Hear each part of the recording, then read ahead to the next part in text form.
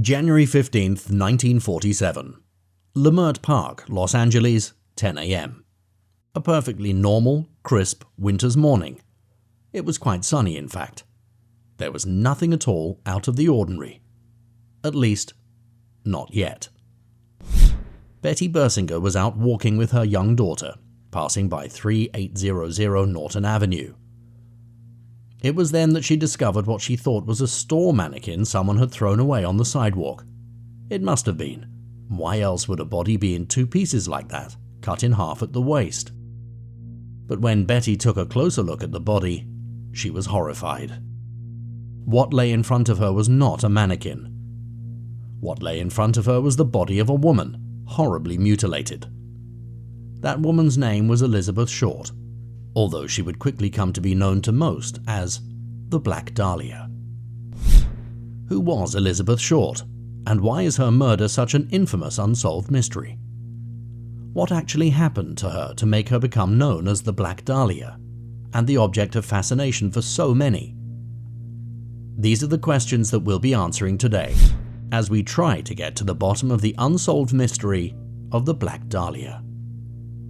For many people these days, Elizabeth Short's identity is nothing more than the victim of a terrible murder. However, before she was known as the Black Dahlia, Elizabeth Short was just a regular woman enjoying her early 20s. She moved to Los Angeles from Boston when she was 18 years old. Elizabeth's early life was plagued by illness and personal tragedy. As a young child, Elizabeth had lung surgery to try and cure her chronic bronchitis and asthma attacks.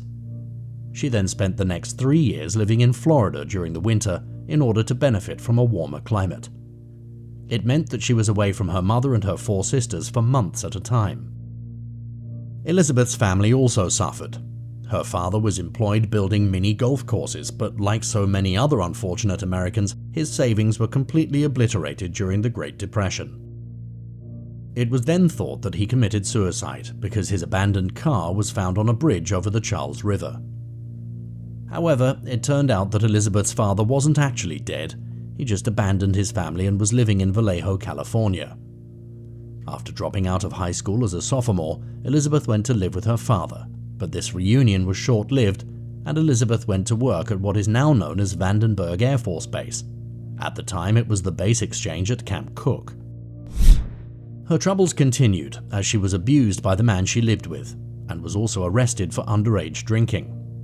Then, after moving back to Florida, Elizabeth became engaged to a pilot who sadly died in a plane crash in World War II. Following this, Elizabeth moved back to Los Angeles, but her luck still didn't turn. She worked as a waitress, and it is widely believed that she wanted to become a famous actress. However, it's unknown if she actually got any acting jobs. Before she died, Elizabeth spent some time in various hotels. The Biltmore Hotel is believed to be the last place anyone saw her alive, and is also rumored to be now haunted by her ghost, although some claim that it was actually the Crown Grill bar she was last seen at. It is widely believed that she also had a drink in the infamous Cecil Hotel, a place well known for being a hotbed of murder, suicide, and the home of 2 serial killers, Richard Ramirez, aka the Night Stalker, and Jack Unterweger. More recently, the Cecil Hotel has entered the public mind again because of the mysterious death of Eliza Lamb, a young college student who was found drowned in a water tank on the hotel's roof. If you're interested in learning more about the Night Stalker, the mysterious death of Eliza Lamb, or the Cecil Hotel itself, check out our other videos about these fascinating topics. Following a life that seemed to be full of various little tragedies, finally the worst one happened. Elizabeth Short was brutally murdered, her body mutilated, and to this day, nobody truly knows who did it or why. Her body was discovered in a terrible state. Not only had it been cut in half and the sections carefully placed around a foot apart, her skin was pale white as all of her blood had drained away. It was later revealed that whoever cut the body in half had done so after Elizabeth was dead, because her body was not very badly bruised. There was no blood at the crime scene, which meant Elizabeth was murdered and mutilated elsewhere, and then her body dumped. It seemed her body had even been washed clean with gasoline by whoever killed her. The horror didn't stop there.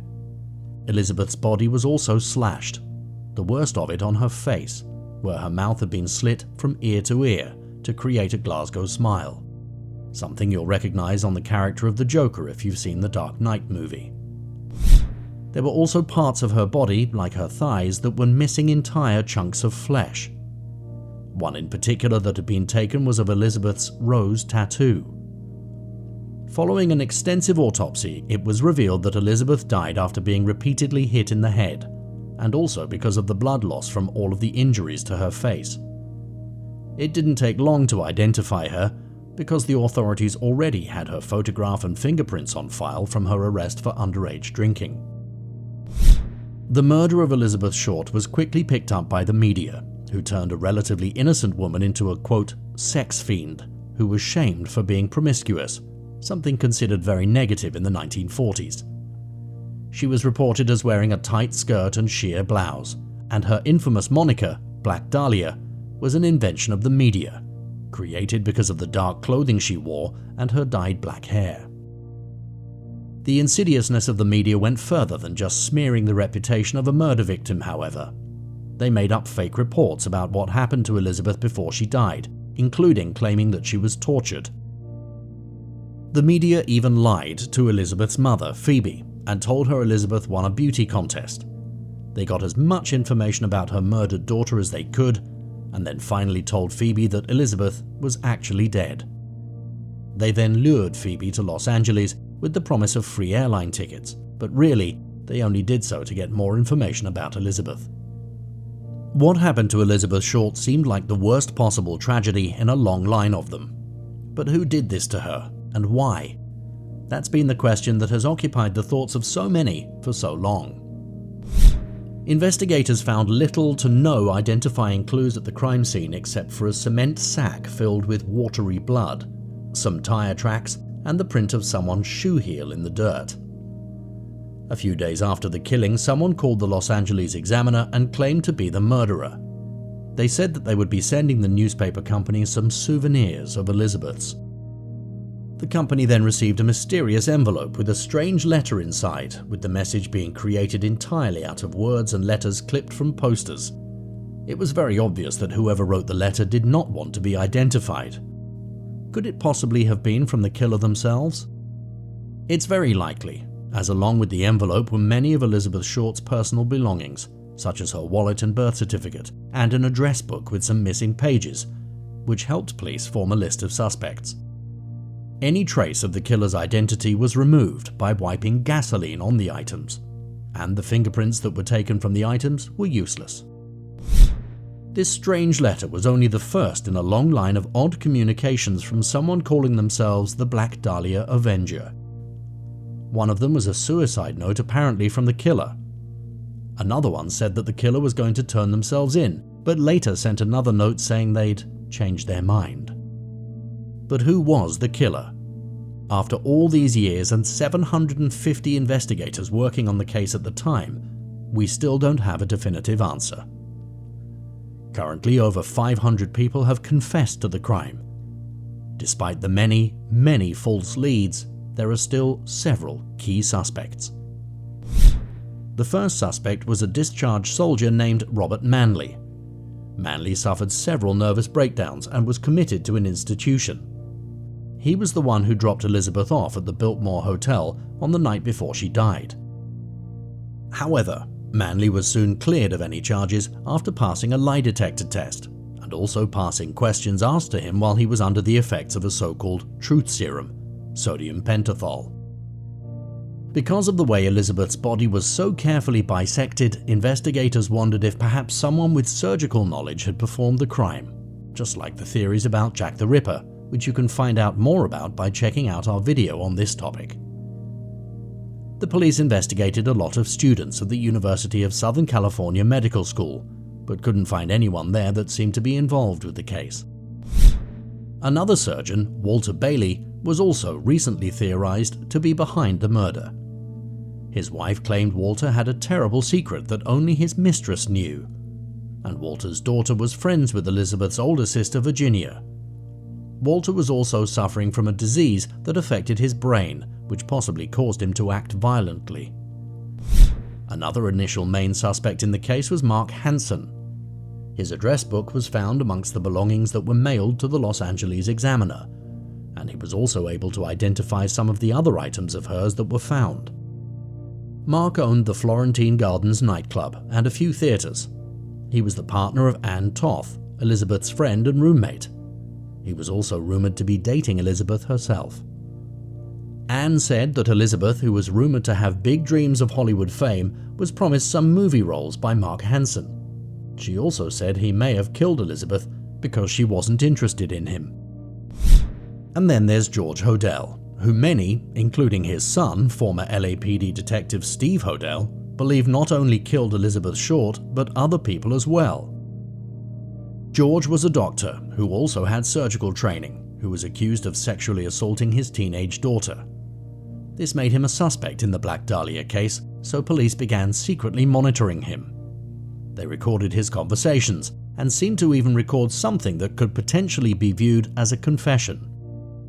Supposing I did kill the Black Dahlia. They couldn't prove it now. They can't talk to my secretary anymore because she's dead. They thought there was something fishy. Anyway, now they may have figured it out. Killed her. Maybe I did kill my secretary. It was widely believed that George Hodel killed his secretary, who died of an apparent overdose, because she was going to reveal incriminating evidence about him. The case against George Hodel was later dropped, allegedly due to lack of evidence, although it's worth noting that all evidence against George Hodel has now gone missing. But his son Steve still firmly believes that his father was the infamous killer. Steve claims one of the photographs in an old album belonging to his father is of Elizabeth Short, although this has widely been disputed. There is also the claim his handwriting matched some of the letters sent to the newspapers and that he knew Elizabeth Short personally. Traces of human remains were found at the former house of George Hodel, the house that also had a secret room the children were not allowed to go into. Also, George Hodel has a similar car to the one seen near the empty lot at the time Elizabeth Short's body was dumped. Coincidentally, George Hodel moved to the Philippines in the early 1950s. In the late 1960s, a body that was killed in a similar way to Elizabeth Short was found. Steve Hodel believes there is a connection between these two crimes. He also believes that his father was dropped as a suspect by the LAPD because he knew incriminating information about them, and they didn't want it to be revealed. Stephen Kay, LA County Head Deputy DA, commenting on the allegations made by Steve Hodel, believes George Hodel may have been the killer they were looking for all this time. Whether or not George Hodel is the Black Dahlia killer, or if it is somebody else entirely, one thing is clear: there is still immense interest in the Black Dahlia murder mystery. So much so, in fact, that even though the case is for all intents and purposes a cold case, meaning there hasn't been any new breakthroughs in a long time, an investigator is still assigned to it at all times. Mitzi Roberts, the LAPD detective who is currently heading up the case, says she still gets at least one call a week about the case. We may never find out who the real killer of Elizabeth Short really was. However, the Black Dahlia mystery will always live on in people's minds, as nowadays it has become more than a murder mystery. It has become a source of entertainment. There are books, movies, TV shows, video games, and podcasts about the Black Dahlia murder. It's something that people find endlessly fascinating, and that fascination will not stop anytime soon. What are your thoughts about the Black Dahlia murder? Did we leave anything interesting out? If so, let us know in the comments below. If you liked this video, like it, share it, and subscribe to the channel for more interesting stories just like this one.